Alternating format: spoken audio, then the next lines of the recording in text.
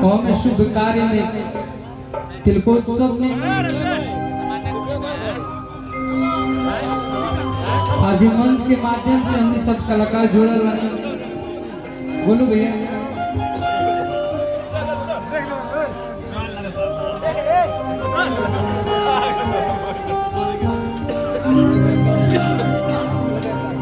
जौन मंच पे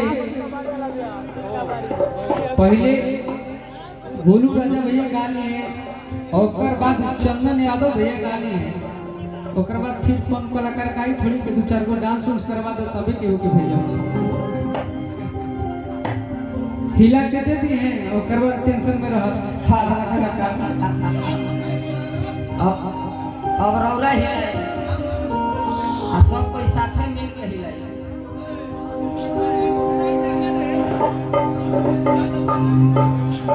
शुभ विवाह शुभ तिलकोत्सव में हमने आए बानी हमार भोला चाचे हो भोला भैया सही बात विकास भैया अच्छा ठीक बा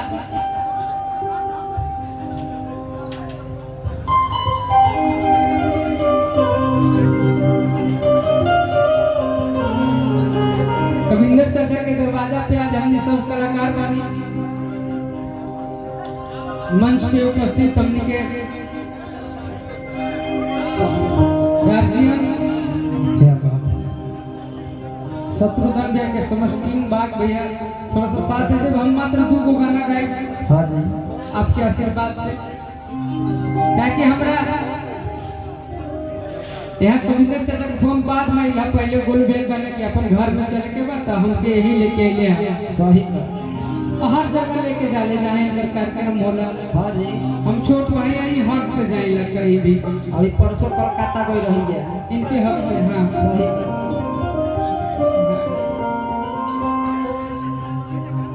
हिलौलो रही इनके हक से। हां जी एगो 2 लाइन के एगो भक्ति गीत ओकरा बाद एक आध गाना रानी जी चाहिए तो बाप रे बाप हम पहला बार देखनी है इतना एनर्जेटिक कलाकार ना देखनी हमरा से ना अगला कबो गाना करे का मौका मिले तो चाहब कि हीरोइन बन जाए बरोबर सही बात ना। हां जी छपरा हिला दिन तो पूरा भोजपुरी हिला दिन बेसिकली हम मगध से आइला हमरा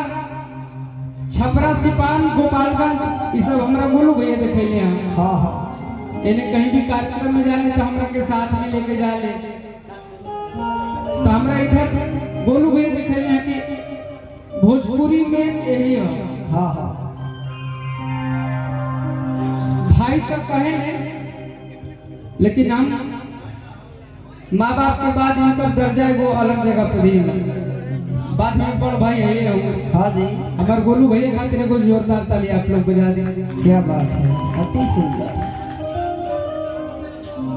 भगवान कर इसके जीवन भर हमरा 2 गो आदमी माने के एगो गोलू राजा भैया एगो चंदन भैया हां चौथा के दरकार हमरा नहीं थे बाकी लोग मानस चाहे मत मानस नहीं है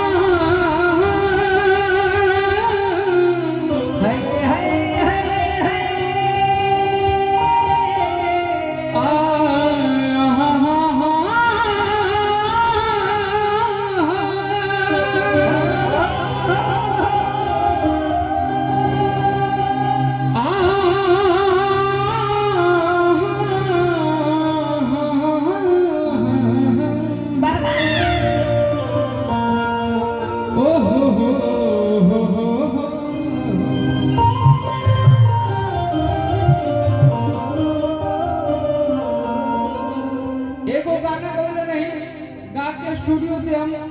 अभी तक तो बहुत गाना गाए हैं आप लोग 1-2 गो सुन ले होंगे एने के लोग लेकिन एगो गाना जो हमारे दिल के करीब बा जे हम गईनी गा के स्टूडियो से सबसे पहले हम बोलू भैया भेजने की सुनी था कि अम्बे जगदम्बे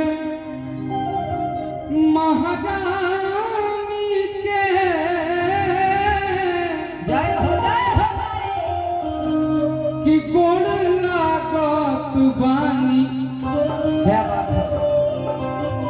अरे किसी तला भवानी सा तो जानी के कि गोड़ लागत बा। लेकिन हम उतना बड़ा कलाकार नहीं, लेकिन कबो कबो तनी मनी सोच दिला बैठ के। रानी जी के देखनी है तो यही पर एगो चीज सोचनी है कि लाल पियार हरी